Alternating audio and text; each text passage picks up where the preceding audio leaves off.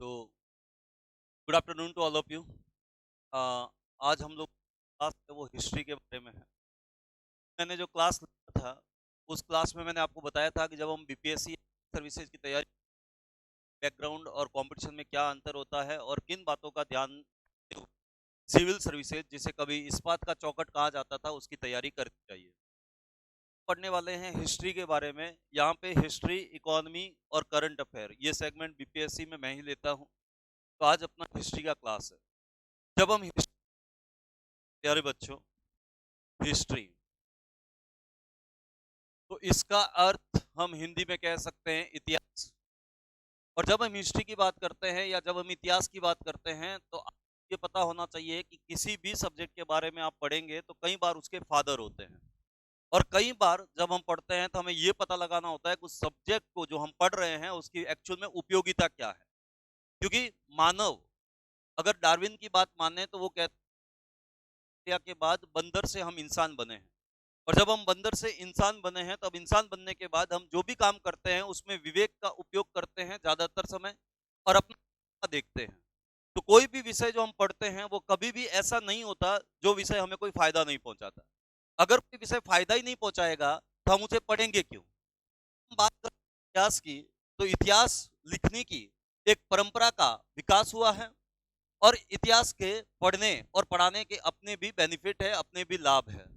जब हम इतिहास की बात करते हैं तो इतिहास का पिता किसे कहा जाता है आप सब लोगों को पता होगा। हेरोडोटस, ये इतिहास के पिता है। ये कहां के रहने वाले थे?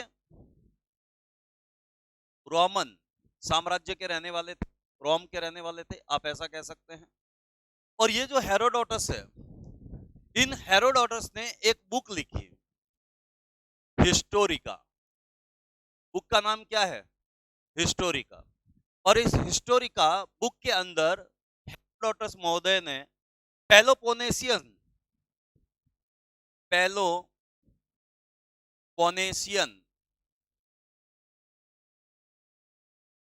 युद्ध के बारे में बताया।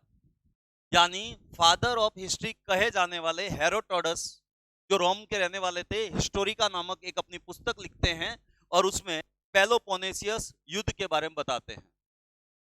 इसीलिए जब पहली बार उन्होंने क्रमशः तारीख के हिसाब से इतिहास लेखन की परंपरा को शुरू किया तो हम हेरोडोटस महोदय को पूरे विश्व में फादर ऑफ हिस्ट्री के नाम से संबोधित करते हैं। अब जब भी हिंदुस्तान में कोई बाहरी व्यक्ति आता है, चाहे खास करके अंग्रेज या अमेरिकन व्यक्ति, तो हमें उसके नाम को बोलने में बड़ी समस्या होती थी प्राचीन काल से। तो जब नाम को बोलने में समस्या होती थी तो हम संस्कृत कल्चर से बिलोंग करते थे, हम हिंदी कल्चर से बिलोंग करते हैं। हमारी रीजनल भाषाएं हैं, कहा जाता है कि 552 से ज्यादा रीजनल बोलियां एक क्षेत्र विशेष में हिंदुस्तान में बोली जाती है। टोटल देखें तो 1650 के आसपास पूरे विश्व में, पूरे देश में बोलियां बोली जाती है। अगर हम देखें तो हेरोडोटस का नाम दे दिया गया दत्त, हरिदत्त। यानी संस्कृत में इनको हरिदत्त कहा गया। अगर आपसे एग्जाम में पूछ लिया जाए कि इतिहास के पिता कौन है तो आप कह सकते हैं हेरोडोटस। कहाँ के रहने वाले थे? रोमन के।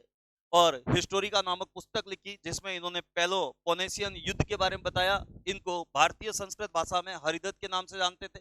अब कई बार कुआं के आ जाता है और प्रश्न पूछा जाता है कि इतिहास के पिता हेरोडोटस को इतिहास का पिता सर्वप्रथम किसके द्वारा कहा गया?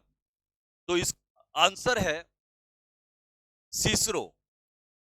किसके द्वारा कहा गया? सिसरो। उत्तर दीजिए सारी इंफॉर्मेशन,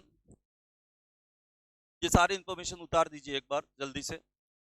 एग्जाम में पूछा जाए इतिहास के पिता, फादर ऑफ हिस्ट्री हेरोडोटस,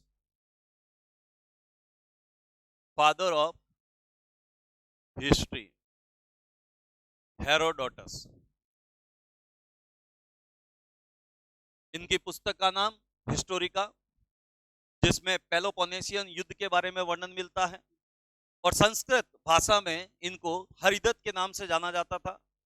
और पहली बार हेरोडोटस को फादर ऑफ हिस्ट्री या इतिहास के पिता के रूप में सिसरो नामक दार्शनिक के द्वारा संबोधित किया गया।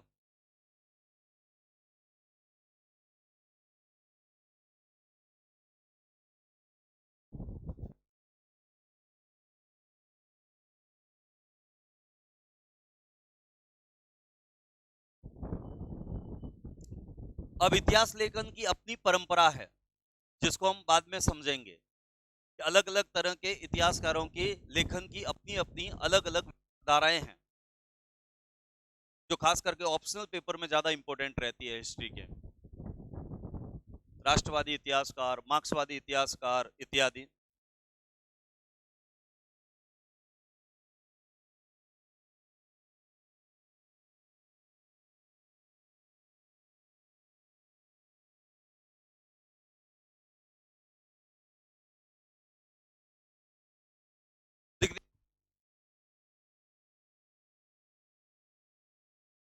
तो जैसा कि मैंने आपको बताया कि आज हम लोगों को पढ़ना है इंडस वैली सिविलाइजेशन के बारे में, यानी सिंधु घाटी सभ्यता के बारे में। तो आज हमारा टॉपिक है इंडस वैली सिविलाइजेशन।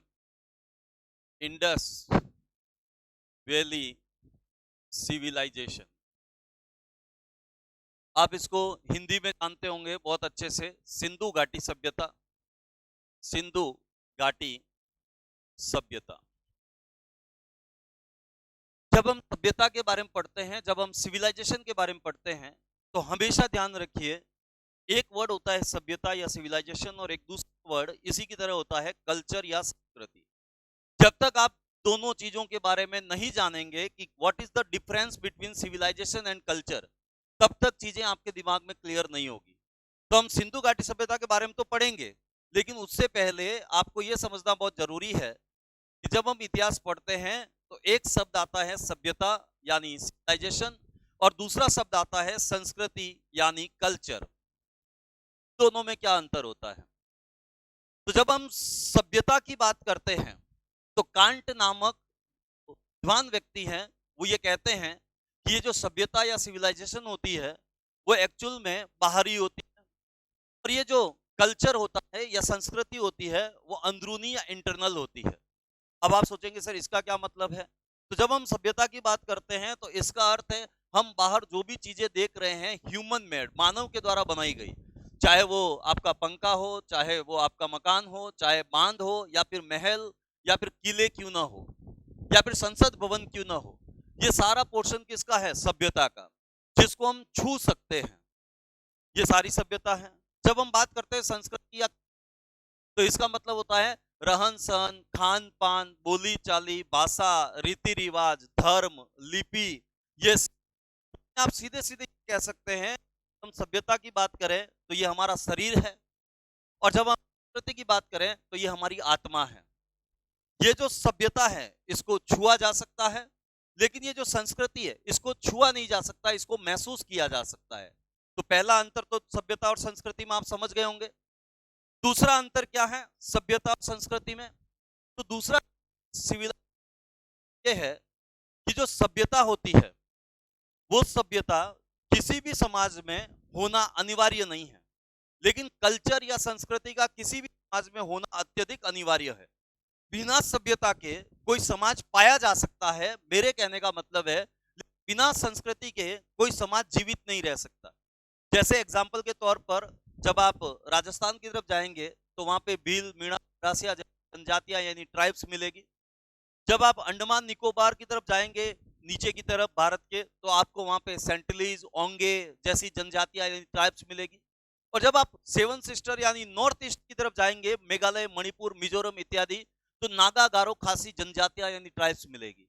वहां इन ट्राइब्स के बारे में जब आप पढ़ेंगे और जानेंगे तो आपको पता चलेगा उनकी सभ्यता का इतना विकास नहीं हुआ है। जैसे उन्होंने बांध नहीं बनाए, बड़े बड़े महल और किले नहीं बनाए, बड़ी बड़ी स्कूल और कॉलेज और यूनिवर्सिटी नहीं बनाए, लेकिन उसके बावजूद उनका एक कल्चर है, रहन सहन, खान पान, रीति रिवाज के नियम हमसे अलग है, शादी के नियम हमसे अलग है, रीति रिवाज और त्योहार हमसे बिल्कुल अलग है। इसका अर्थ यह है कि सभ्यता ना भी हो तो समाज जीवित रह सकता है, लेकिन संस्कृति जैसे जैसे हमारा विकास हुआ वैसे वैसे डेवलपमेंट की प्रक्रिया के अंदर हमारे अंदर आती चली गई, का रहना अनिवार्य है। तो दूसरा डिफरेंस आप समझ गए होंगे कि किसी समाज में सभ्यता नहीं भी हो सकती है, लेकिन संस्कृति का होना अनिवार्य है। तीसरी बात, किसी एरिया में एक सभ्यता पाई जा सकती है, लेकिन उस एक सभ्यता में कई प्रकार की संस्कृतियां या कल्चर हो सकता है। जैसे एग्जाम्पल के तौर पर हम हिंदुस्तान की बात करें तो हिंदुस्तान के अंदर आप देखेंगे कि हम के अंदर गिने जाते हैं, लेकिन भारतीय सभ्यता में भी राजस्थानियों का कल्चर अलग है, बिहारियों का कल्चर अलग है, साउथ कल्चर अलग है, तो जब का कल्चर अलग है। अगर आप उड़ीसा में चले जाएं तो वो जय जगन्नाथ बोलते हैं, अगर आप राजस्थान चले जाएंगे तो राम राम बोलते हैं, अगर उत्तर अवध या फिर वृंदावन की तरफ चले जाएं तो वो राधा कृष्ण बोलते हैं। उनका कल्चर अलग है, सबका अलग अलग। अगर बिहार में देखें तो लिट्टी चोखा खाना पसंद करता है आदमी, राजस्थान तो दाल बाटी चूरमा खाना पसंद करता है, को अगर आप देखेंगे तो वो बड़ा सांबर डोसा ये खाना पसंद करता है। इसका मतलब आप समझ गए होंगे कि एक सभ्यता के अंतर्गत कई कल्चर हो सकते हैं। समझ रहे हो कि नहीं समझ रहे हो? चौथी बात,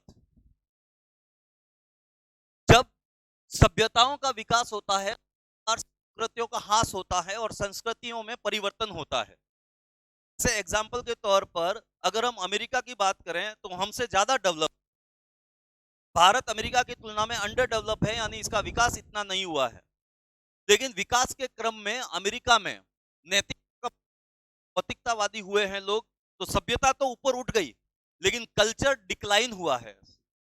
आपने नहीं देखा, जब हम शहर में आते हैं तो हमें लगता है कि यहाँ पे आपसी बोलचाल, रीति रिवाज, खान पान, रहन सहन, या फिर आप कह सकते हैं जिसे हम नैतिकता कहते हैं, उसकी बहुत कमी है।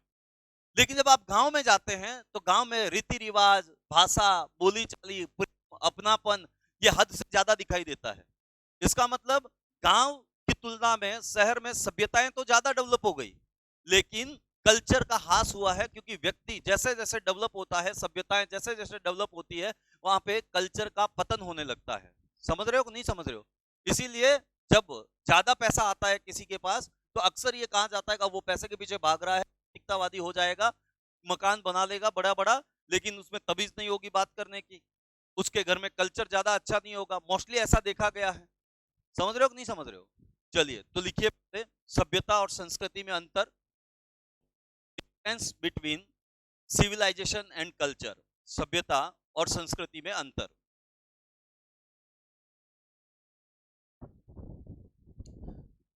पहला अंतर लिखिए सभ्यता और संस्कृति में। पहला,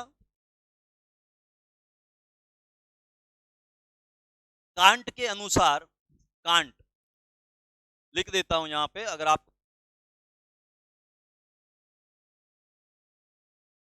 एक विद्वान व्यक्ति का नाम है कांट। कांट के अनुसार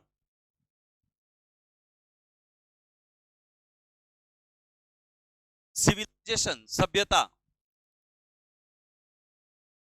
एक्सटर्नल होती है, बाह्य, बाहरी होती है। कांट के अनुसार सभ्यता, सिविलाइजेशन एक्सटर्नल होती है, वहीं कल्चर, संस्कृति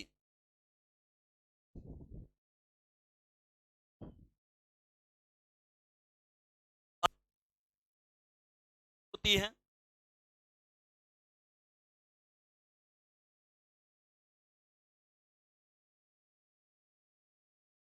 सभ्यता में मकान, दुकान, बांध,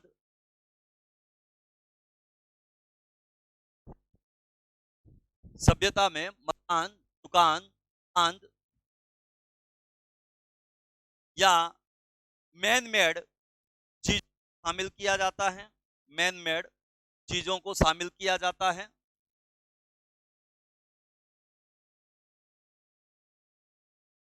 वहीं दूसरी ओर संस्कृति में, वहीं दूसरी ओर संस्कृति में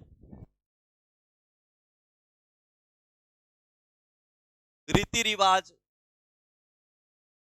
रहन सहन, खान पान, रीति रिवाज, रहन सहन, खान, धर्म, भाषा, लिपि इत्यादि को शामिल किया जाता है, इत्यादि को शामिल किया जाता है।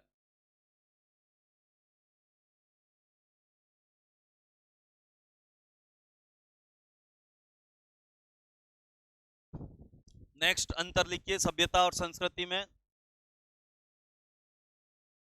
किसी क्षेत्र में एक सभ्यता, किसी क्षेत्र में एक सभ्यता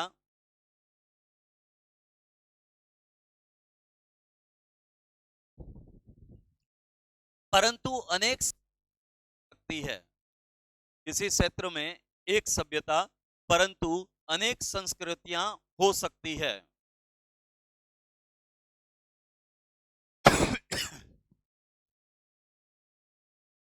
किसी क्षेत्र में एक सभ्यता परंतु अनेक संस्कृतियां हो सकती है। नेक्स्ट,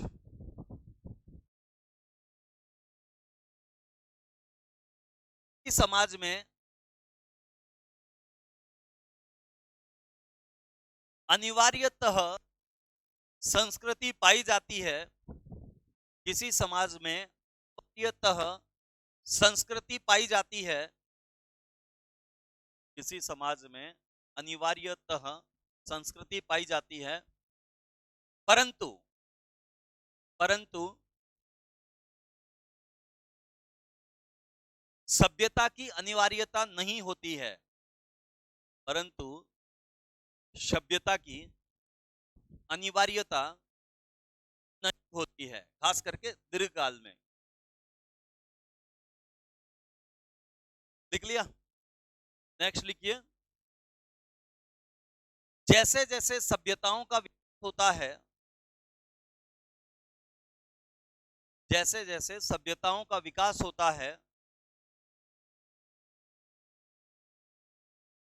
वैसे वैसे वैसे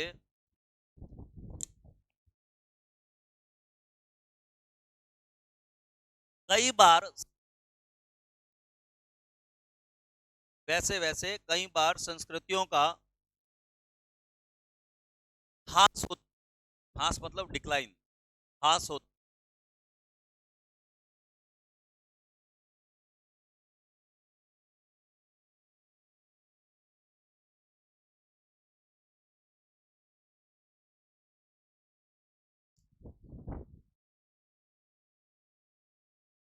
अब देखिए, जब हम इंडस वैली सिविलाइजेशन, हम सिंधु घाटी सभ्यता की बात करते हैं, तो यहाँ पे आपको एक बात समझना बहुत जरूरी है कि जब भारत में इंडस वैली सिविलाइजेशन फैल रही थी, तो दुनिया की 4 संस्कृतियां गिनी जाती हैं जो आज तक अपनी संस्कृति के कारण मान्यता प्राप्त है। जिसमें से एक तो सिंधु घाटी सभ्यता है जो भारत में फैली, और सिंधु घाटी सभ्यता का विकास नदी घाटियों के किनारे हुआ, जैसे कि सभी सभ्यताओं का विकास नदी घाटियों के किनारे होता है। उसके कारण क्या है वो अभी समझेंगे। तो सिंधु घाटी सभ्यता सिंधु, सरस्वती और बताइए सतलज, गग्गर कहते हैं, मोस्टली इन 3 नदियों के किनारे डेवलप हुई या इनकी घाटियों में डेवलप हुई। अब सिंधु घाटी सभ्यता के अलावा दुनिया में और कौन कौन सी सभ्यता और संस्कृतियां हैं? 3, इनको काफी मान्यता प्राप्त है। तो सबसे पहले तो आपको एग्जाम में यह पूछा जा सकता है कि जब भारत में सिंधु घाटी सभ्यता का विकास हो रहा था, उसकी समकालीन सभ्यता कौन सी थी दुनिया में? कौन सी? मेसोपोटामिया की सभ्यता, मेसोपोटामिया की सभ्यता। और जिस प्रकार से भारत में इन नदियों के किनारे या इंडस वैली सिविलाइजेशन की सभ्यता या हड़प्पा सभ्यता का विकास होता है, उसी प्रकार से मेसोपोटामिया की सभ्यता का विकास ईरान इराक के अंदर दजला और फरात होता है, दजला और फरात नदियों के किनारे। अगर बात करें हम इसके अलावा 2 संस्कृति के बारे में, तो दूसरी हमारे सामने आती है मिस्र की सभ्यता, जो नील नदी के किनारे डेवलप हुई थी। और नील नदी का ही वरदान कहा जाता है मिस्र को। मिस्र का वर्तमान नाम आपको पता ही होगा है इजिप्ट। इसके अलावा एक और सभ्यता जो होंगहो नदी के किनारे डेवलप हुई, होंगहो नदी। उतार दीजिए कौन कौन सी 4 फेमस सभ्यताएं हैं आज तक दुनिया में। लैटिन अमेरिका में माया सभ्यता भी है, वो अलग है, इसको थोड़ा सा देखना है पहले कि 4 बड़ी प्रसिद्ध सभ्यताएं कौन सी तक दुनिया में। तो इंडस सिविलाइजेशन तो हमारे हिंदुस्तान की है। आप सोचकर काफी गर्व महसूस कर सकते हैं। जब अंग्रेज नंगे घुमा करते थे तो हमारे यहाँ वेदों की रचना की गई, और उससे पहले भी हमारे यहाँ सिंधु घाटी की सभ्यता हुआ करती थी, जिससे आज भी भारत सरकार की स्मार्ट सिटी जैसा मिशन प्रेरणा ग्रहण करता है। हिंदू धर्म आज भी सिंधु घाटी सभ्यता से धर्म के मामले में प्रेरणा ग्रहण करता है। इसके अलावा स्वच्छ और सफाई का जो कॉन्सेप्ट सिंधु घाटी सभ्यता वालों ने दिया, तो वो चाइना वालों के पास होता तो वो कोरोना नहीं फैलाते।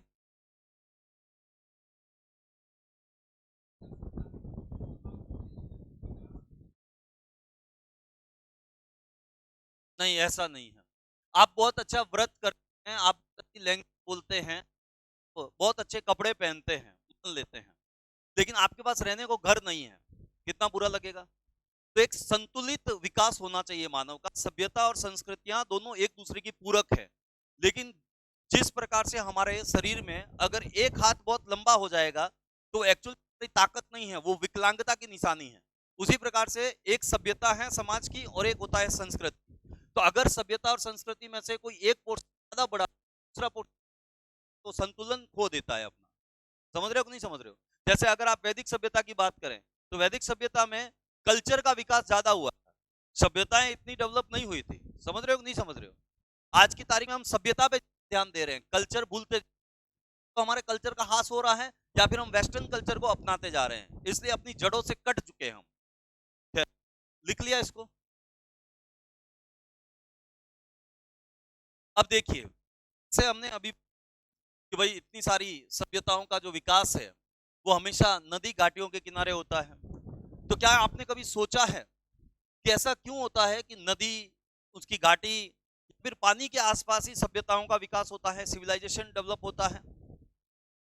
जब आप यूपीएससी की तैयारी करते हैं, जब आप बीपीएससी की तैयारी करते हैं, एक चीज आपको बता देता हूं, तीन चीजें अपनी जिंदगी में गांठ मान लीजिए।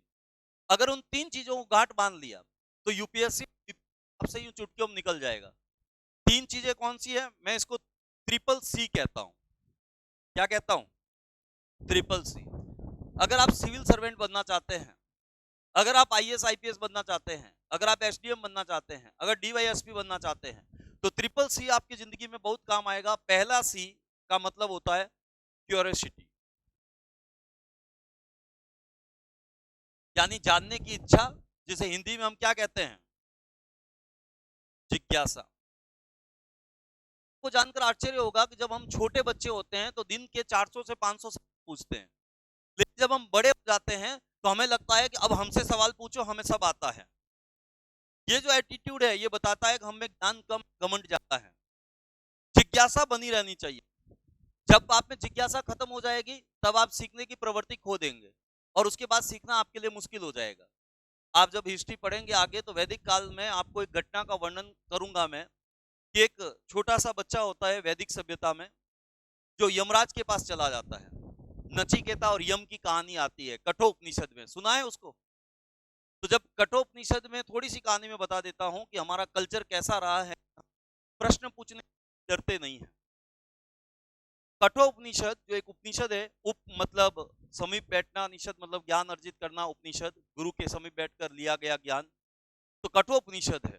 तो उस कठोपनिषद में वर्णन आता है कि नचिकेता 14-15 साल का, जब उसके पिताजी वैदिक काल में यज्ञ हवन कर रहे होते हैं, तो फिर वो यज्ञ हवन करने की परंपरा में दान देते हैं पंडित को। जब वो ब्राह्मणों और पंडितों को दान दे रहे होते हैं तो उनका बेटा खेलते खेलते आता है नचिकेता, और वो उनसे कहता है कि पिताजी सब तो दान दे रहे हो घर की चीजें, मजाक मजाक में मुझे किसको दान दे रहे हो? तो पिताजी थोड़े बिजी होते हैं, वो गुस्से गुस्से में बोल देते हैं, तुम्हें वो ददातु मृत्यु, यानी मैं तुम्हें अंतक को दान देता हूँ। अंतक मतलब मौत, मृत्यु, यमराज को दान देता हूँ। अब आपने भारतीय सभ्यता संस्कृति के बारे में जितना सुना होगा, आपने राम के बारे में सुना होगा, तो रघुपति सदा चली आई, प्राण जाए पर वचन न जाए। एक बार पिता ने बोल दिया तो इसका मतलब दान दे दिया, अब तो कुछ हो नहीं सकता। भाई आज तो पिता बोल दे कि बेटा जा पानी का गिलास भर ला, तो कई बच्चा ऐसा है जो पहले ये देखता है कि बाहर जाने का रास्ता किस तरफ है। लेकिन यही भारतीय कल्चर था जिसमें राम को कहा गया कि जा 14 वर्ष के लिए वनवास चला गया, तो चले जाओ, तो राम वनवास चले गए, उनके साथ उनकी पत्नी वनवास चली गई, और जिनके लिए वो वनवास गए उनके भाई ने उनके जूते संभाल कर फिर शासन किया। ये हमारे कल्चर हुआ करता था। आज हमारी सभ्यता है जिसमें सोने की लंका जैसे इमारतें तो दिखाई देती है लेकिन हम मकान को आज भी घर नहीं बना पाए, ये की अपनी समस्या है। खैर, तो फिर यमराज को कठोपनिषद में जो कहानी मैं आपको बता रहा था, तो कहा जाता है कि नचिकेता यम के पास चला गया। अब ब्राह्मण बेटा था, बाल्यावस्था में था, 13-14 वर्ष में। तो जब वो कहते हैं यमराज के पास गया, तो यमराज के जो द्वारपाल थे उन्होंने नहीं जाने दिया।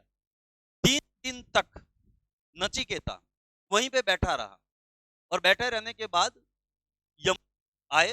3 दिन के बाद द्वारपाल ने कहा कि 3 दिन से बैठा है, भूखा प्यासा, डेथ कर जाएगा। तो फिर वो गए यमराज, और नचिकेता के पास जाके बोला क्या दिक्कत है। नचिकेता ने पूरी बात बताई। तो यमराज उससे बड़े प्रसन्न हुए कि पिता की आज्ञा मानकर तू मेरे पास, मृत्यु के पास, अंतक के पास आ गया है।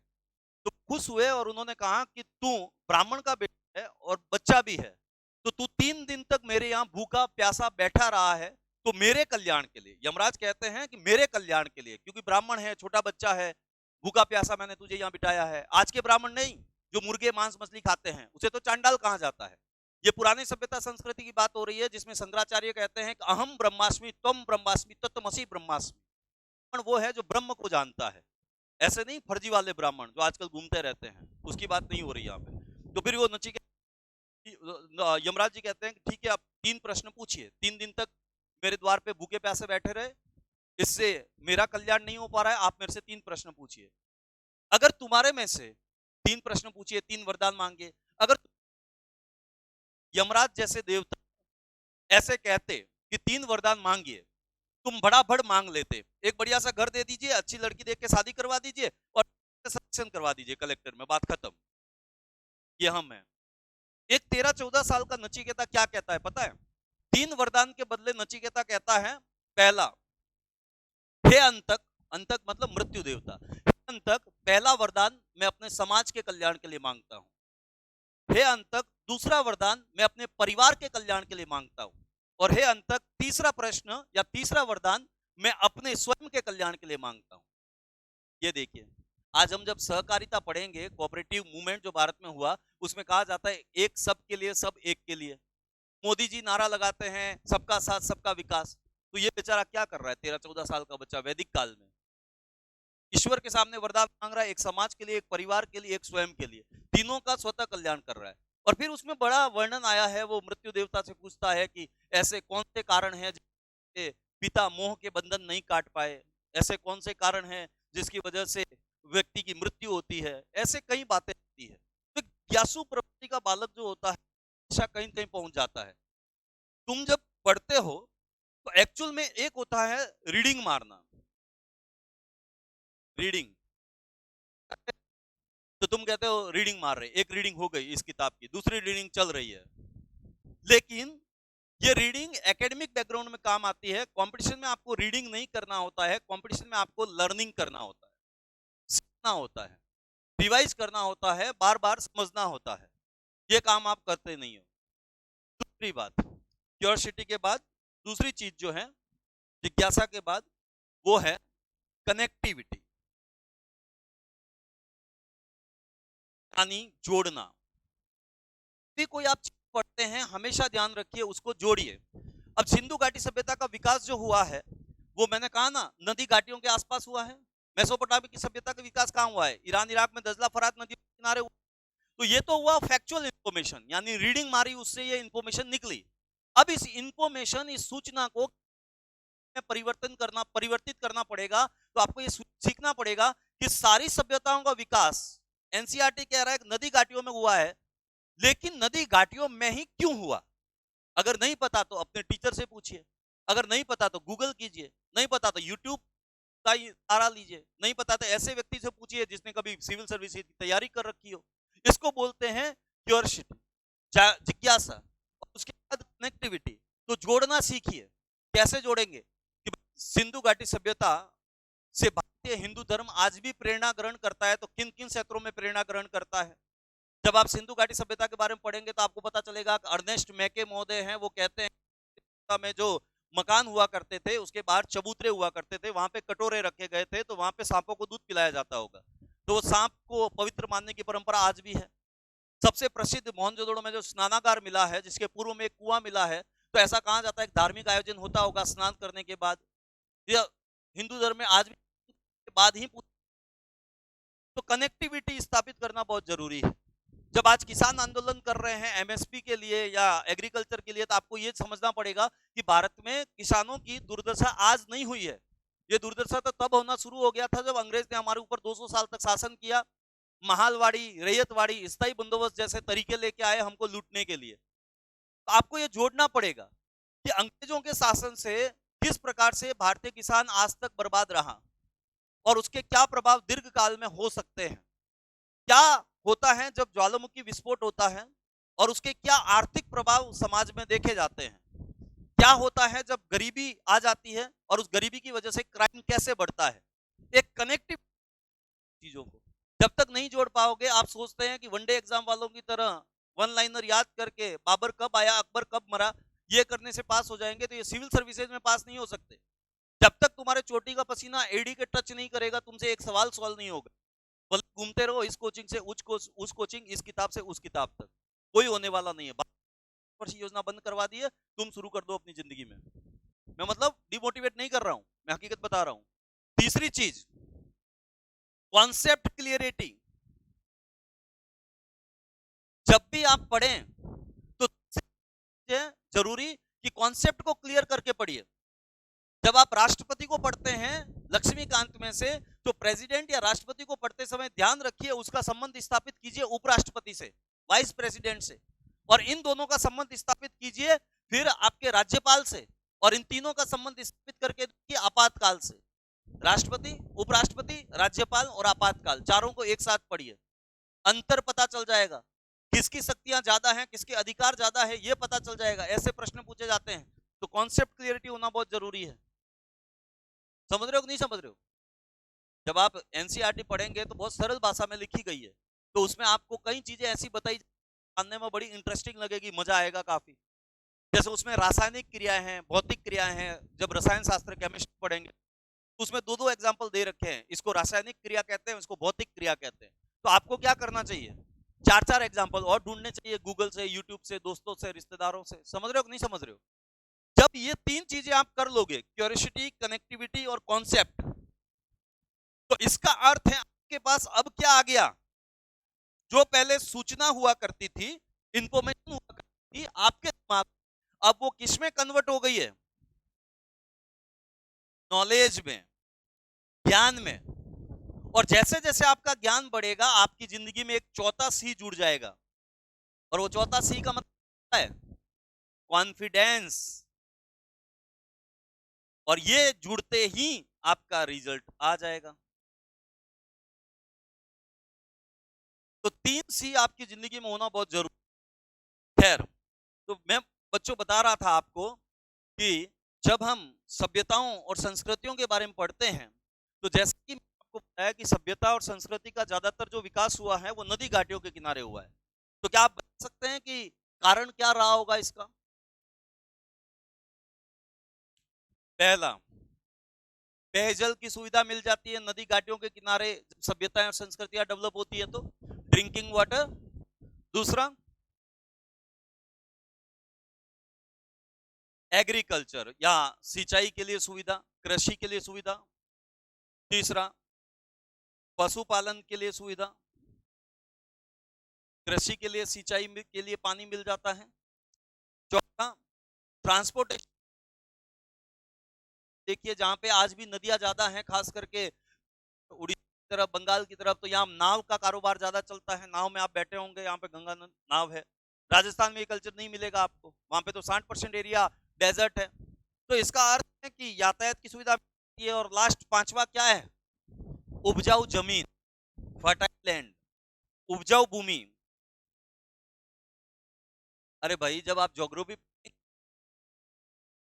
जब पढ़ेंगे या भारत का भूगोल पढ़ेंगे, तो उसमें साफ साफ खादर और बांगर के बारे में कॉन्सेप्ट दिया गया है, जिसमें आप पढ़ेंगे तो आपको पता चलेगा कि जब उत्तर हिमालय से निकलकर गंगा, ब्रह्मपुत्र और यमुना जैसी नदियां अपनी सहायक नदियों के साथ यूपी और बिहार में बहते हुए जाती है बंगाल की खाड़ी में गिरने के लिए, तो यूपी बिहार में गंगा ब्रह्मपुत्र के विशाल मैदान का निर्माण करती है, और जो पहाड़ों से पानी बह के आता है उसके साथ जो उपजाऊ मिट्टी आती है वो पतली परत बिछा देती है, हर साल नई परत बिछाती है जो उपजाऊ होती है।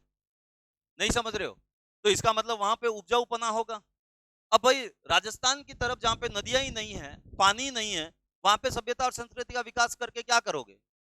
अब आप ये कह सकते हो कि सर राजस्थान की तरफ नहीं डेवलप होना चाहिए, तो कालीबंगा तो राजस्थान में, हनुमानगढ़ में, वो डेवलप हुआ? सरस्वती नदी वही बहती थी, गग्गर नदी जिसको आजकल कहते हैं।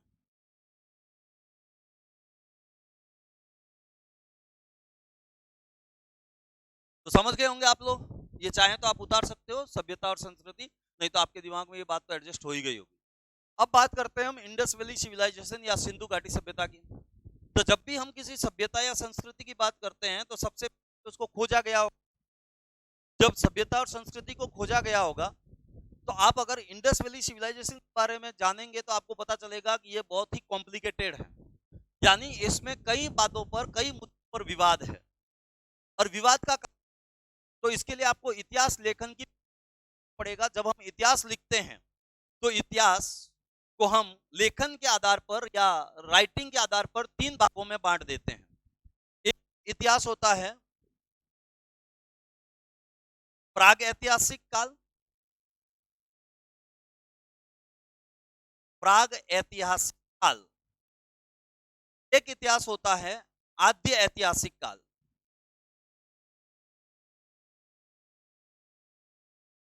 और एक इतिहास होता है ऐतिहासिक काल।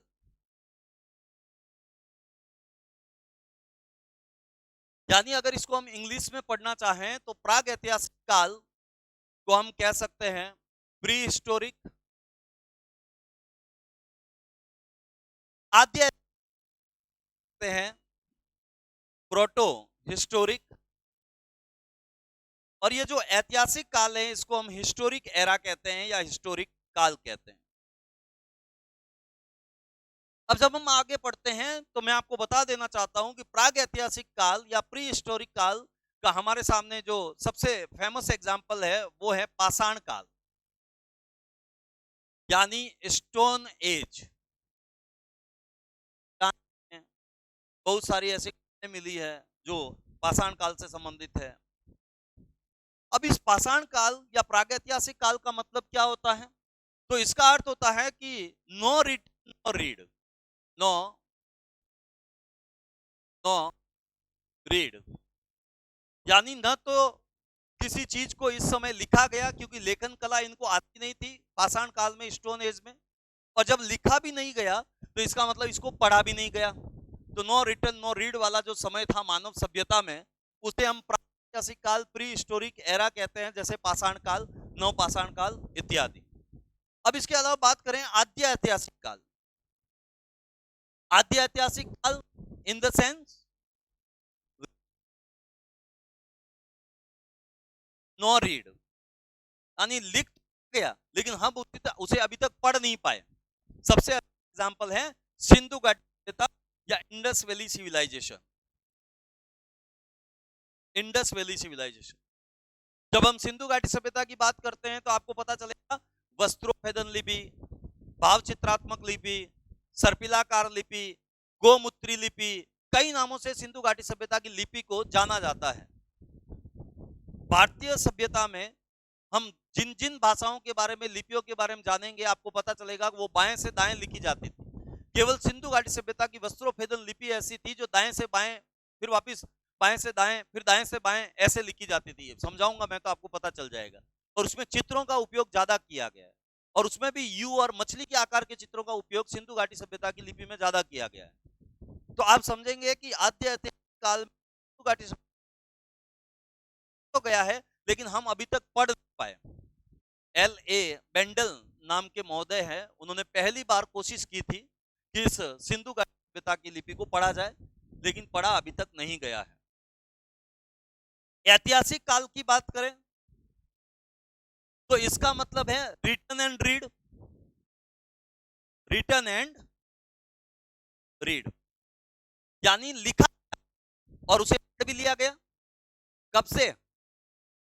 काल में 4 वेद लिखे गए। वेद का शाब्दिक अर्थ होता है ज्ञान, ऋग्वेद, सामवेद, यजुर्वेद, अथर्ववेद, इन वेदों को पढ़ा भी गया, लिखा भी गया। पहले श्रुति साहित्य होता था गुरुकुल में, उसको अगली पीढ़ी तक सुना सुना के पहुंचाया जाता था, रिमेम्बर कर लिया जाता था। उसके बाद भोजपत्र में लिखा गया। बाद में कागज का आविष्कार कर लिया तो कागजों पर लिखा जाने लगा। हाँ, किसको किसको किसको क्योंकि आप ऐसे कह सकते हैं लिखा गया, ऐसे ही आता है।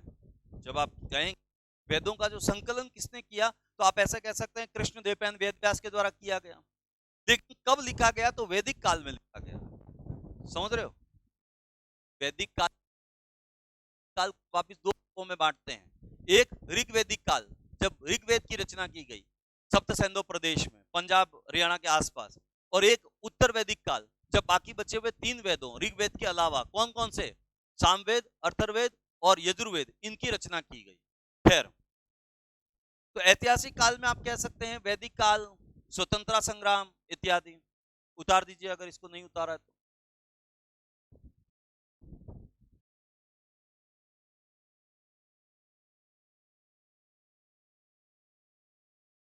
क्या हुआ रे हीरो, क्या सोच रहा है, कुछ पूछना है क्या?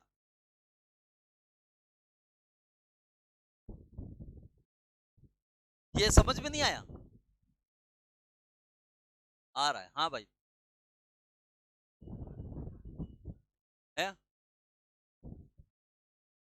आद्य ऐतिहासिक काल, सिर्फ इंडस वैली सिविलाइजेशन भारत में, इसका एग्जांपल आप कह सकते हैं। जब लिखा तो गया लेकिन पढ़ नहीं पाए हम उसको। क्या पाषाण काल लिखा तो है प्रागैतिहासिक काल में, एग्जांपल पाषाण काल।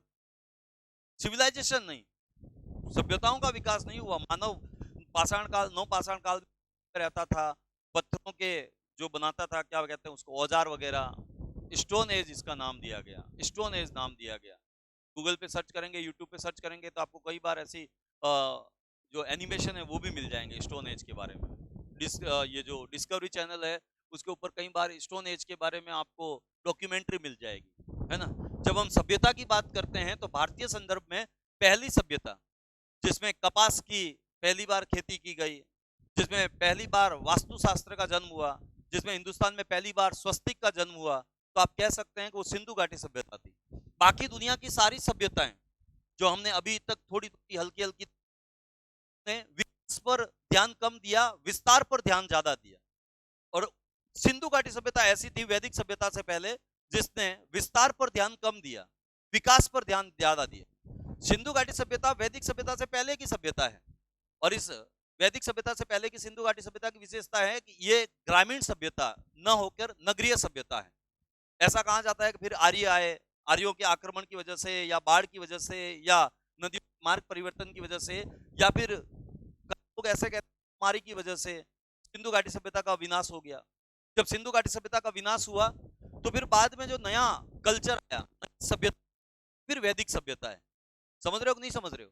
एक बार जो मैं पढ़ा रहा हूं उसके फ्लो बहते चले जाइए, सब समझ में आ जाएगा।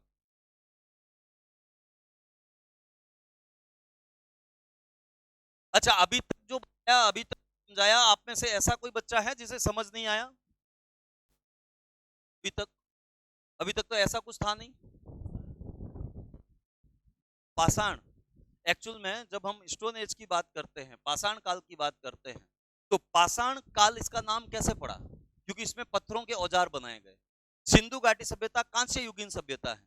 कांस्य युगीन मतलब ब्रोंज एरा सिविलाइजेशन, क्योंकि इसमें वो लोग टीन लाते थे अफगानिस्तान से, तांबा लाते थे राजस्थान के खेतड़ी से, और दोनों को मिलाकर धातु उद्योग बड़ा समृद्ध था, तो वो कांसा बनाते थे। और कांसे के बर्तन मिले हैं, कांस्य नर्तकी की मूर्ति मिली है मोहनजोदड़ो से, इसकी वजह से इसको कांस्य युगीन सभ्यता कहते हैं। सिंधु घाटी सभ्यता को नगरीय सभ्यता कहते हैं। हड़प्पा स्थल को पहली बार खोजा गया था 1921 में दयाराम साहनी के द्वारा, रावी नदी के किनारे, इसीलिए इसको हम हड़प्पा सभ्यता भी कहते हैं। अब यहाँ पे थोड़ी चीज और समझिए हल्के से। कैसे? जब हम किसी सभ्यता की बात करते हैं तो जो सभ्यता आज हमारे सामने है, समकालीन है, तो हिस्टोरिक एरा वाली है, यानी जब लिखा भी गया, उसको पढ़ भी लिया गया, चाहे वो संस्कृत में हो, उर्दू में हो, उड़िया में हो, बंगाली में हो या बिहारी में हो, राजस्थानी में हो, उसमें तो कोई दिक्कत नहीं है। उसमें तो हमारे पास उत्खनन से प्राप्त सामग्री भी है और जो लिखा गया है वो भी हम पढ़ सकते हैं, समस्या नहीं है। लेकिन जो पुरानी सभ्यताएं हैं उनके बारे में जब हम जानकारी प्राप्त करना चाहते हैं तो हमारे पास दो स्रोत आते हैं। एक तो वो स्रोत आते हैं जो उत्खनन में प्राप्त हुए हैं, एक तो स्रोत आते हैं लिखित सामग्री है, यानी किसी भी सभ्यता के तरीके हो सकते हैं। एक तो जो उन्होंने सभ्यता का विस्तार किया, सभ्यता का विकास किया, मकान बनाए, चम्मच बनाया, लैपटॉप बनाया या फिर बांध बनाया, स्नानागार अन्नागार बनाया, वो जब हम खोदेंगे निकलेगा तो हम कह सकते हैं वो लोग ऐसे थे उत्खनन में प्राप्त से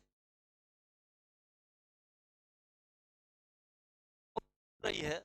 तो ये देखा गया बार वहां पे लिखित सामग्री भी मिलती है, इसको पढ़ लिया गया जैसे वैदिक सभ्यता की तरह, तो इसका मतलब इंफॉर्मेशन मिलेगी। लिखित सामग्री से मिली हुई इंफॉर्मेशन है और सभ्यता के उत्खनन से प्राप्त सामग्री है, उन दोनों की इंफॉर्मेशन को मिक्स करवाया जाता है और फिर अंदाज लगाया जाता है। जैसे लिखा गया है कि भाई काले बर्तन यूज किए जाते थे सिंधु घाटी सभ्यता में और उस पर लाल कलर से डिजाइन बनाई जाती थी, मान लो ये लिखा गया है, तब इसको यहां देखा जाएगा, वहां पे जो सिंधु घाटी सभ्यता है वहां पे जो मटका मिला है वो सफेद कलर का तो नहीं, जो यहाँ लिखा हुआ है वो सेम है।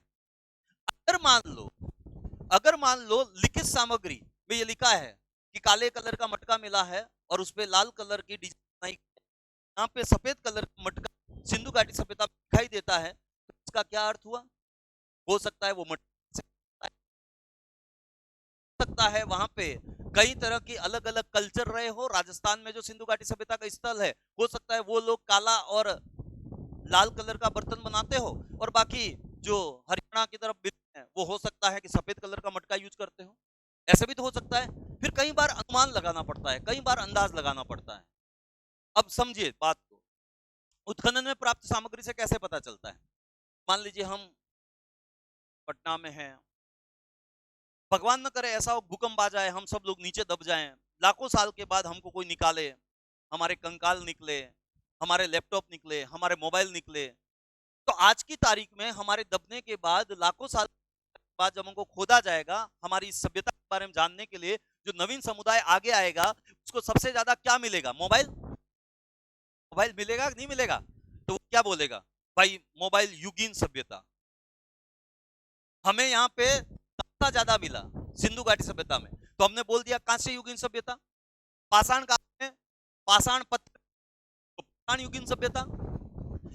सभ्यता वेद से ही सारा काम होता था, वैदिक सभ्यता। समझ रहे हो कि नहीं समझ रहे हो? और कोई प्रश्न?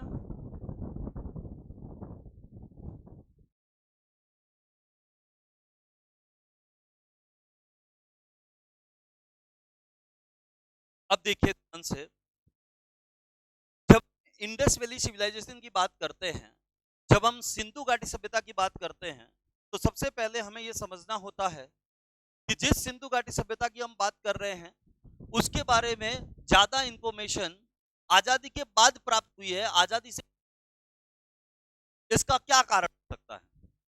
तो पहला कारण तो यही है कि उत्खनन ज्यादा पहले हुआ नहीं था, आजादी के बाद ज्यादा उत्खनन किया गया। दूसरा कारण यह है कि लिखित सामग्री को पढ़ा नहीं गया, इसलिए ज्यादा कॉम्प्लेक्स सिंधु घाटी की सभ्यता और इसके बारे में अनुमान ज्यादा लगाए जाते हैं, ठोस सबूत कम प्राप्त होते हैं। अगर हम लिपि को उसी प्रकार से पढ़ लेंगे जिस प्रकार से जेम्स प्रिंसेप महोदय ने अशोक के अभिलेख पढ़े थे, तो हमारी कई समस्याएं दूर। कारण जो इस इंडस वैली सिविलाइजेशन के वादों में चले जाने के और अंदाज लगाए गए और काफी समय बाद दुनिया को पता चला, और वो भी काफी कॉम्प्लिकेटेड तरीके से, उसमें सबसे बड़ा हाथ माना जाता है अंग्रेजों का। अब आप सोचेंगे सर अंग्रेजों की वजह, आपको पता ही होगा सबसे पहले कौन आना चाहता था भारत? पुर्तगाली। और उस पुर्तगालियों में भी सबसे पहले कौन आया? Vasco da Gama. उससे पहले हालांकि स्पेन के नागरिक कोलंबस ने हेनरी द नेविगेटर के कहने पर कोशिश की थी कि हिंदुस्तान की तरफ आ जाए, लेकिन एक्चुअल में वो हिंदुस्तान नहीं आया और अमेरिका पहुंच गया और वहां के निवासियों को उसने रेड इंडियन नाम दे दिया, लाल। और नाम दे दिया, उसे नहीं था मैंने एक नए महाद्वीप की खोज कर दी है। अब उसके बाद जो व्यक्ति निकला, उस व्यक्ति का नाम क्या है सब जानते हैं, वास्को डी गामा। 1498 में कालीकट के तट पर केरल में पहुंचा और वहां के राजा जमोरिन ने उसका स्वागत किया। ऐसा माना जाता है कि वो यहां से काली मिर्च लेके गया जो 60 कीमत पर उसने अपने यहाँ बेची और वो अमीर हो गया। वास्को डी गामा के बाद पुर्तगाली आए, पुर्तगाली के साथ आपको पता होगा फ्रांसीसी, हॉलैंड, नीदरलैंड से डच आए, और उसके बाद आपको पता ही होगा कौन आए, अंग्रेज, जिनका हमें सदियों से इंतजार था। और वो एक बार आए तो फिर जाने का नाम नहीं ले रहे थे, बड़ी मुश्किल से महात्मा गांधी ने उनको डंडे से भगाया। मतलब दूसरों ने भी योगदान दिया, बट गांधी जी का योगदान कुछ ज्यादा है। अब जब वो 200 तक रहे, तो आप किसी के ऊपर राज करते हो तो राज करने के लिए आपको अपनी श्रेष्ठता स्थापित करनी पड़ती है। जब तक आप सामने वाले को ये नहीं बताएंगे कि मैं तुमसे ज्यादा श्रेष्ठ हूं, वो आपको अपने ऊपर शासन क्यों करने देगा? समझ रहे हो कि नहीं समझ रहे हो? भाई जैसे तुम्हें पढ़ा रहा हूं, सबसे अच्छा एग्जाम्पल, इससे अच्छा क्या हो सकता है? जब तुम्हें ये भरोसा हो जाएगा कि तुमसे ज्यादा इंटेलिजेंट मैं हूं, भी तो तुम मेरे से पढ़ोगे।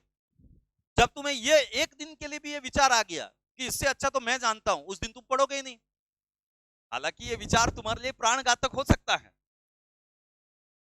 क्यों रे घटोत्कच हंस रहा है बेटा? खैर, विचारों का क्या है, मन चंचल है, या तो लक्ष्मी चंचल है या मन चंचल है। हाँ, आप कुछ बोल रहे, विचार आते जाते रहता है। हाँ, कई बार विचार की स्थिति हो जाती है जीवन में, है ना? तो उससे पहले पढ़ के पास हो जाओ, नहीं तो विचार तो आते जाते रहेंगे। विचार के साथ साथ कई बार हम भी आते जाते रहेंगे। भगवान कृष्ण नहीं कहते गीता में, क्या कहते हैं? जिस प्रकार से जो हम पुराने कपड़े त्याग कर नया वस्त्र धारण करते हैं, उसी प्रकार से आत्मा पुराना शरीर त्याग कर नया शरीर धारण करती है, पुनर्जन्म। हालांकि इसके बीच तो हमें सिंधु घाटी सभ्यता में कहीं कहीं दिखाई देते हैं, जब वो मुर्दों को दफनाते समय उनके साथ कुछ कुछ खाने पीने की चीजें, वस्त्र इत्यादि रख देते हैं। खैर, तो अंग्रेजों ने क्या किया, फूट डालो राज करो की नीति अपनाई, और उसके साथ अंग्रेजों ने अपने आप को श्रेष्ठ बताने के क्रम में हमारी सिंधु घाटी सभ्यता में आजादी से बहुत पहले जानते हुए भी हमारे में प्रचारित नहीं किया। सबसे पहले सिंधु घाटी सभ्यता के बारे में किसको पता चला? चार्ल्स को कब पता चला? 1826 में उस आदमी चार्ल्स मैसन को पता चलता है, जो अंग्रेज हैं, लेकिन वो एक आर्टिकल लिख के पूरी दुनिया के आते हैं कि सिंधु घाटी सभ्यता ऐसी चीज है। एक तो इसमें भी गैप बहुत ज्यादा है, यानी उसके पेट में बात कुछ ज्यादा टिक गई, तो कुछ तो कारण रहा होगा।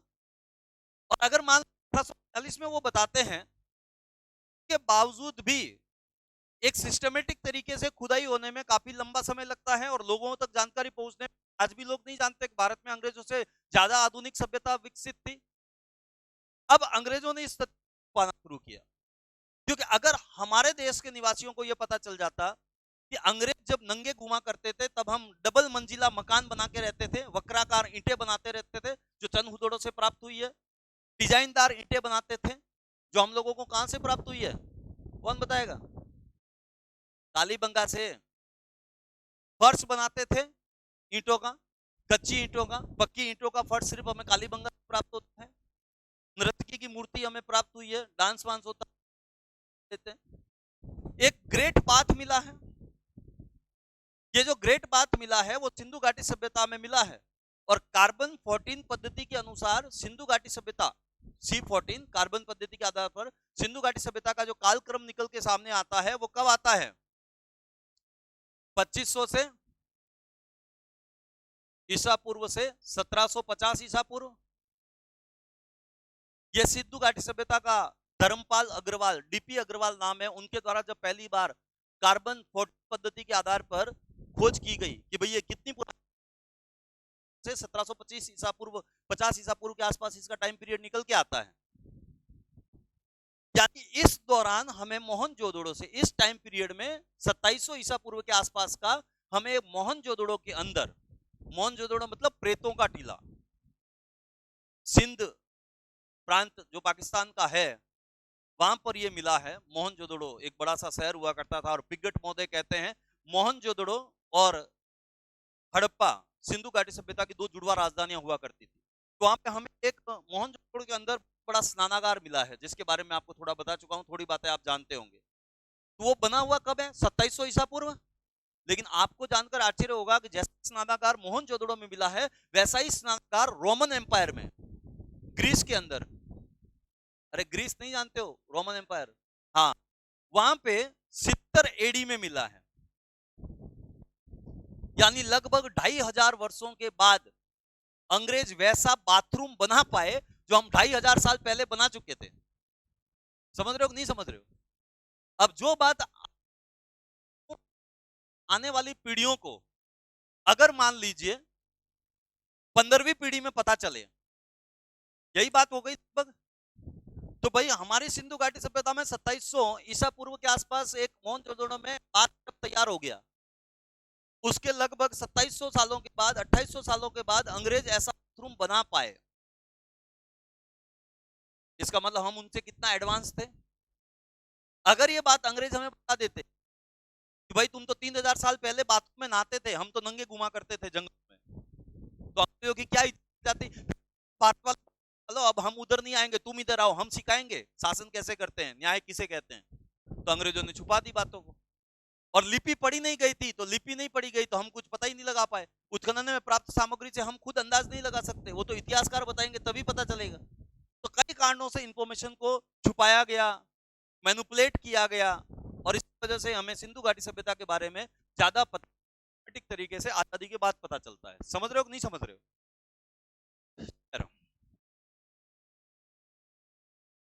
जब हम सिंधु घाटी सभ्यता के बारे में करते हैं तो टाइम पीरियड यहां मैं लिख लेता हूं, जैसे अभी लिखा था 2500 ईसा पूर्व से 1750 ईसा पूर्व, C14 पद्धति के आधार पर। और किसके द्वारा किया गया था? बीपी अग्रवाल,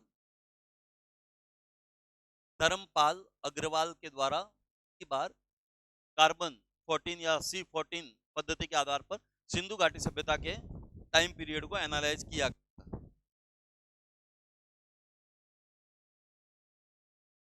अब ये C14 क्या होता है? तो भाई जो भी जीवाश्म होते हैं उसमें कार्बन होता है, और जब उसमें कार्बन होता है तो कार्बन समय के साथ क्या होता जाता है? विखंडित होता है। तो कार्बन की जो एज होती है वो 50,000 साल तक होती है। तो कार्बन पद्धति के आधार पर 50 साल पुरान, 50,000 वर्ष पुरानी चीजों का पता लगा, कितने वर्ष तक की चीजों का पता या उनकी उम्र का पता हम C14 या कार्बन पद्धति के आधार पर लगा सकते हैं।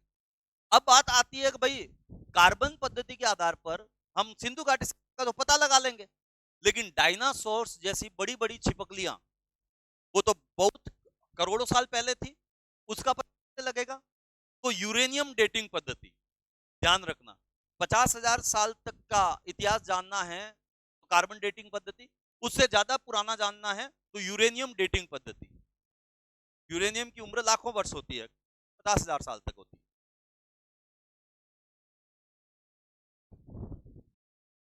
लिख लिया क्या?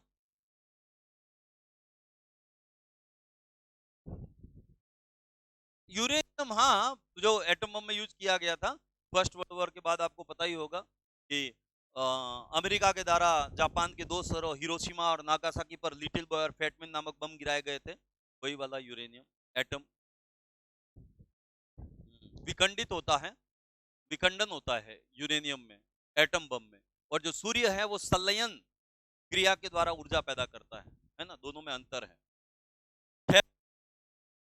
अब जब हम इंडस वैली सिविलाइजेशन की बात कर रहे थे तो एक बात हमेशा ध्यान से सुनिए मेरी बात को, कि मैंने कहा ना आपको, पहली बार 1826 में चार्ल्स मेसन नामक एक अंग्रेज के द्वारा यह कहा गया कि हड़प्पा नामक स्थल है, उसके आसपास एक सभ्यता रही होगी, ये पता लगाया गया। और ये बात उन्होंने 1842 में अपनी एक किताब या एक आर्टिकल लिख के पूरी दुनिया को बताई। ये तो हुआ कि 1826 में चार्ल्स मेसन को पता चला और 1842 में आर्टिकल या लेख लिख के उन्होंने दुनिया देश को बताया। इसके साथ ही आगे जब हम पढ़ते हैं तो 1851 और 1800 छप्पन, सॉरी 1853, 1851 से 1853 के मध्य एक व्यक्ति आते हैं जिसका नाम है अलेक्जेंडर कनिंगम। पहले लिखना नहीं है, पहले समझना है। अभी अभी बताया है ट्रिपल सी। अलेक्जेंडर कनिंगम वही है जिस भारत में पुरातत्व का जनक कहा जाता है, पुरातत्व विभाग का। और ये जो अलेक्जेंडर कनिंगम है, इन्होंने जब इस आर्टिकल को पढ़ा 1842 में, मेसन के द्वारा हड़प्पा सभ्यता के बारे में लिखा गया था, तो फिर उनको इंटरेस्ट जागृत हुआ और उन्होंने 1851 से लेकर 1853 तक हड़प्पा के बारे में रिसर्च किया। ड्यूरेशन में उन्होंने एक हड़प्पा का मैप तैयार किया जिसे उन्होंने पहली बार 1856 में पब्लिश किया। तो हड़प्पा सभ्यता का मैप पहली बार किसके द्वारा पब्लिश किया गया? अलेक्जेंडर कनिंगम के द्वारा। कब किया गया? 1856 में। अब आगे बढ़ते हैं तो 1853 से लेकर 1856, इन 3 सालों में तो लोगों का नाम आता है। बर्टन बंधु, आपने नाम सुना होगा कई बार। जॉन बर्टन और विलियम बर्टन दोनों भाई हुआ करते थे। अब बात क्या है, तो 1853 से 1856 के मध्य सिंधु घाटी सभ्यता के बारे में जो काम किया गया वो जॉन बर्टन, विलियम बर्टन के द्वारा किया गया और इसको इतिहास में बर्टन बंधु के नाम से जाना जाता है। अब हुआ क्या, तो आपको पता होगा कि भारत में पहली रेल कब चलाई गई थी? मुंबई से थाने के बीच में डलहौजी के काल में 1853, 1853 में। यानी ट्रेनों का विकास 1853 में हुआ भारत में, डलहौजी के काल में 5% लाभांश की उन्होंने विकास कार्य करवाना शुरू किया था। अब 1853 से 1856 के कराची से लाहौर के बीच में रेलवे ट्रैक बिछाया जा रहा था। क्या बिछाया जा रहा था? Railway track. जब आप रेलवे ट्रैक की बात करेंगे तो आपको पता चलेगा कि रेलवे ट्रैक ऐसे ऐसे जो बिछाया जाता है, बीच में लकड़ियां होती है ना, और इसके बीच में पत्थर पड़े हुए होते हैं और पटरियों के बीच में थोड़ी थोड़ी जगह रखी होती है ताकि वो गर्मियों में फैलने के लिए, सर्दियों में सिकुड़ने के लिए थोड़ा स्थान रह जाए। ये तो आपने फिजिक्स में पढ़ा ही होगा सब, फिर ये हमारे काम का नहीं है। तो ये जो रेल की पटरी बिछ रही थी कराची से लाहौर के बीच में 1853 से लेकर 1856 के मध्य, उसमें क्या हुआ कि रेल की पटरियां बिछाते समय हड़प्पा के आसपास ईंटों ईंटों की कमी हो गई। तो यहाँ काम करने वाले इंजीनियर को दूर एक हड़प्पा का टीला दिखाई दिया। तो इन लोगों ने सोचा कि भाई ईंटों की कमी हो गई तो वहां से 4-5 ईंटें ले आओ, 10-15 ईंटें ले आओ। अब उस टीले से, टीला जानते हो से, अब उस टीले से ईंट का जो क्रम शुरू हुआ वो रुकने का नाम ही नहीं ले रहा। एक तो 10-15 ईंटें लाई, उसके बाद ईंटें मिलेगी नहीं, लेकिन वहां से मिलती जा रही है। 4 दिन हो गया, मिलती जा रही है। फिर उनमें काम करने वाले इंजीनियरों ने यार यहाँ पे तो कोई संरचना, मकान, बांध इत्यादि रहा होगा जिसमें से ईंटें निकलती जा रही है, और ईंटें भी बड़ी बड़ी निकली। ईंटों का अनुपात 4:2:1 था। इतनी बड़ी ईंटें निकलने लगी, और जब इतनी बड़ी बड़ी ईंटें निकलने लगी तो उनको लगा कि यहाँ पे कोई संरचना है। और ये खोज किसके द्वारा की गई? जॉन बर्टन और विलियम बर्टन के द्वारा, जिसे बर्टन बंधु कहा जाता है। ये लोग वहां काम कर रहे थे। चलकर और हड़प्पा सभ्यता या सिंधु घाटी सभ्यता के बारे में पता चलता है। अब कब पता चलता है मैं बताऊंगा, पहले लिख लीजिए इस इंफॉर्मेशन को।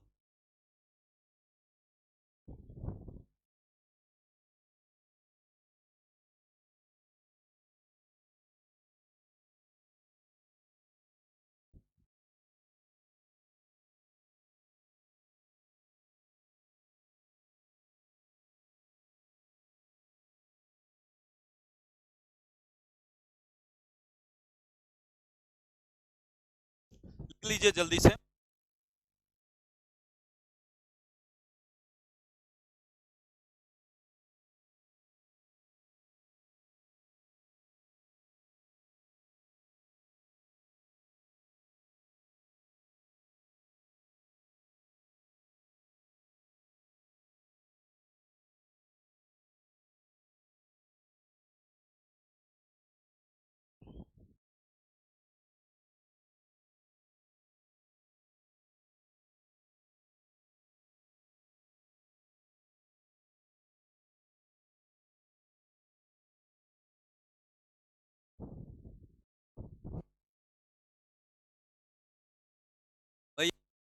क्या?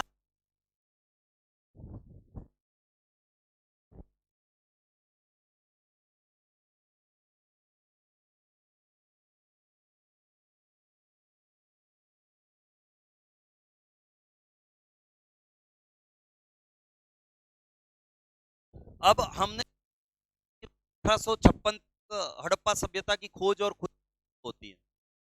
अब आगे जब हम पढ़ेंगे तो आपको पता चलेगा कि 1856 के बाद 1861 में, कब?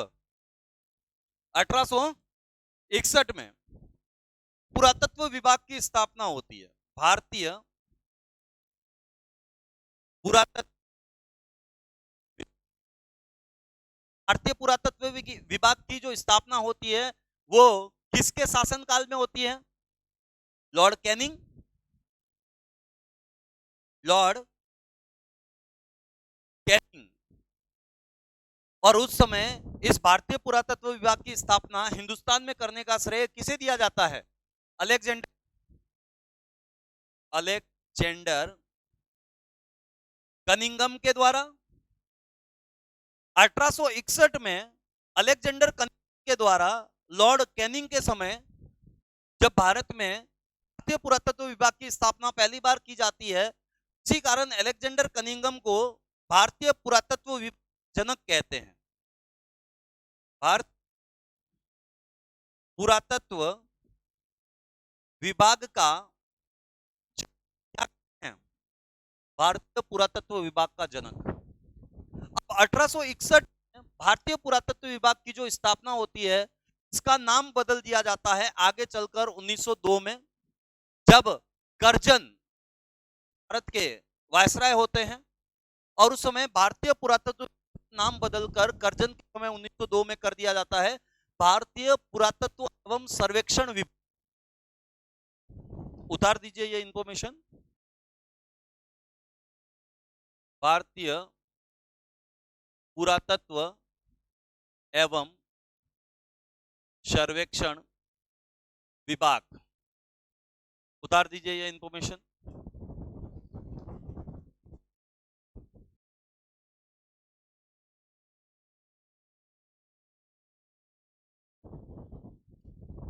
उतार दिया?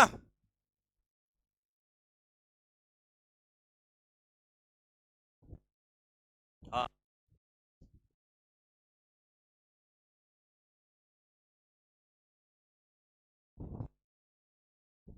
क्या क्या? हाँ हाँ हाँ, भारतीय पुरातत्व विभाग की स्थापना भी की और चेयरमैन भी थे। अगर आपने समझ लिया होगा, नाम सुना होगा जॉन मार्शल का, सुना है कि नहीं सुना है? जॉन मार्शल का नाम सुना कि नहीं सुना रहे?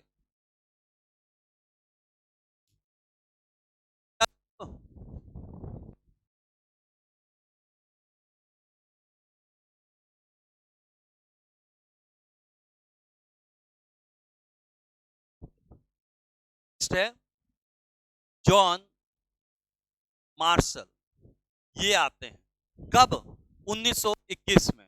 पहले लिखना नहीं है, पहले समझना है। और 1921 में भारतीय पुरातत्व एवं सर्वेक्षण विभाग का अध्यक्ष किसे बनाया जाता है? जॉन मार्शल को। जॉन मार्शल अध्यक्ष बनते ही दो लोगों को नियुक्त करते हैं। कौन से दो लोग? पहला, राम बहादुर दयाराम साहनी, जो 1921 में हड़प्पा की खोज करते हैं, उत्खनन करते हैं। और दूसरे हैं राखल दास बनर्जी, राखल दास बनर्जी। और ये उनमें मोहनजोदड़ो मोहनजोदड़ो का उत्खनन कार्य शुरू कर। तो जॉन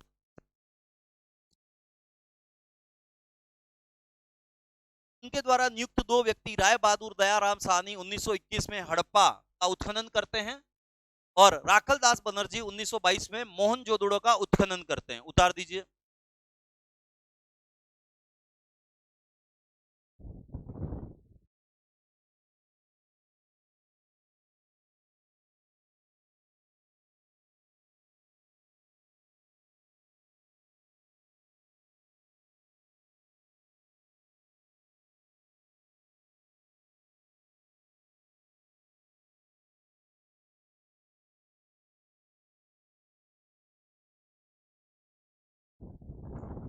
क्या हुआ?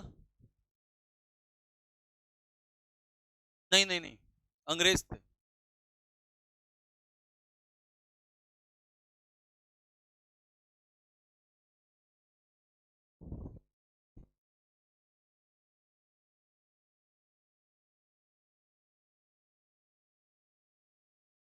लिख लिया क्या सब लोगों ने?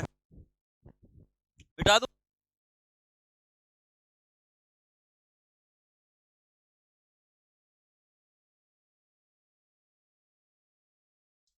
अच्छा ये कितने बच्चे ऐसे हैं जिन्होंने इंडस वैली सिविलाइजेशन पढ़ा था? मतलब अभी पूरा नहीं हुआ है, अभी बहुत बाकी है, मैं ऐसे ही पूछ रहा हूँ।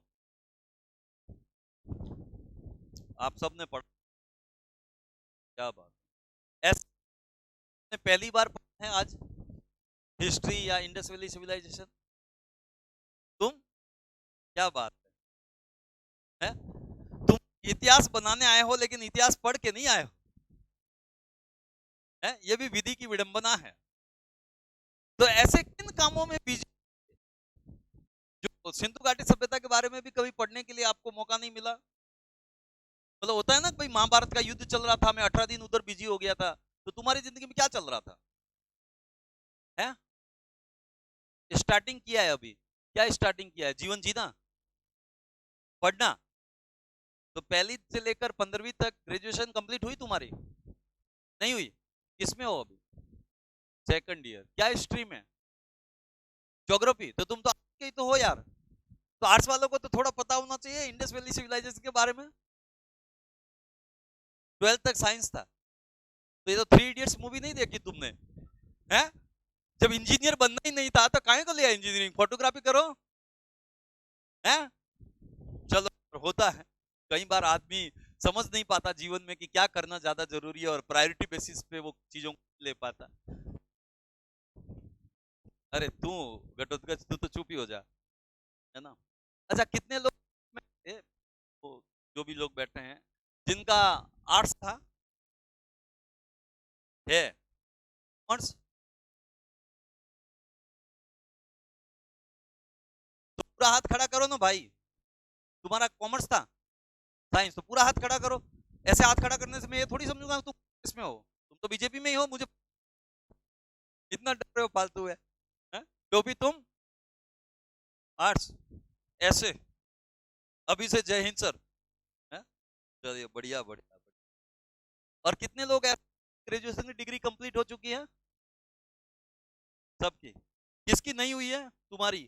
तुम्हारी? तेरी बातों से ही लग जाता है, तेरे लिए पूछने की जरूरत भी नहीं है ना? बढ़िया है, मुझे लगता है आज के लिए इतना काफी है ना?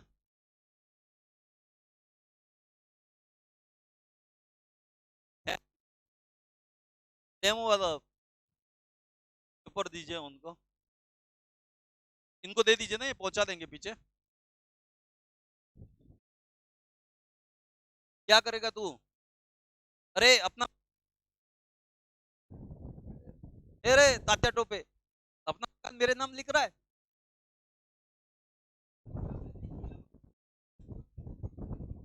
मेरा किला राजस्थान में है, हैं? अरे ऐसे सब रजवाड़ा थोड़ी है, पागल, ऐसा नहीं है। चलिए, अभी तक जो पढ़ाया उसमें किसी को कुछ पूछना है तो पूछ सकता है, फिर आज मुझे लगता है ज्यादा हो जाएगा तुम लोगों के लिए, क्योंकि बहुत सारा लोग बच्चा ऐसा है जो पहली बार पढ़ रहा है ना? आज हमने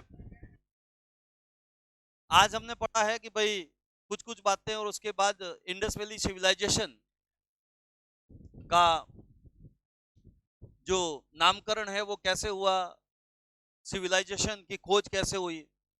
कल की क्लास में हम लोग जानेंगे कि सिंधु घाटी सभ्यता कहाँ फैली। सिंधु घाटी सभ्यता को पढ़ने के जो दो तरीके हैं, एक होता है कि राजनीति के आधार पर, समाज के आधार पर, आर्थिक तंत्र के आधार पर किसी सभ्यता की परख करना, और एक होता है नगरों के आधार पर कि हड़प्पा में क्या क्या मिला, क्या कैसे कैसे लोग रहते थे, लोथल में, चंदहुदड़ो में, बनावली में, है ना?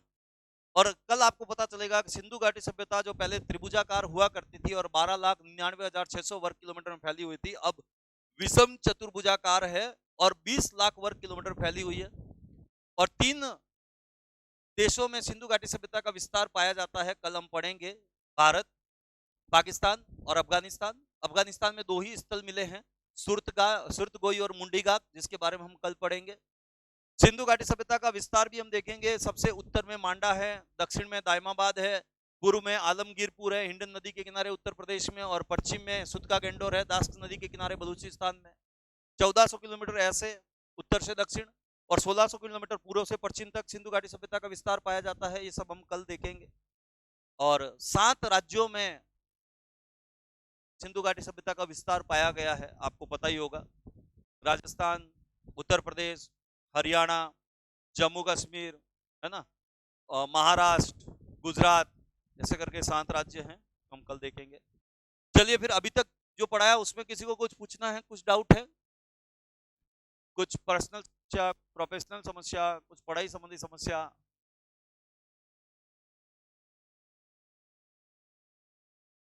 दोनों हो जाएगा। मैं जो पढ़ाता हूं वो प्री मेंस दोनों के हिसाब से ही पढ़ाता हूं। आंसर राइटिंग के लिए आप लिख लाइए क्वेश्चन, जो आपके पास प्रीवियस ईयर क्वेश्चन पेपर वगैरह कुछ है, उसको लाके अपने अपने टीचर से चेक करवा लीजिए। अपने अपने टीचर मतलब अपने अपने सब्जेक्ट के। अरे भाई, मैं हूं लेकिन 3 सब्जेक्ट मैं पढ़ाता हूं। ज्योग्राफी वाले सर दिल्ली से आएंगे, उसके बाद वर्ल्ड में जो सर पढ़ाते हैं वो आपको पॉलिटी के, तो वो आएंगे। तो पॉलिटी वाले ज्योग्राफी वालों का, बाकी मुझसे करवा लेना। साइंस वाले सर से साइंस वालों का, ऐसे जो सब्जेक्ट जो पढ़ा रहा है उस टाइप का क्वेश्चन उनसे चेक करवा लेना। समझ रहे हो कि नहीं समझ रहे हो? हाँ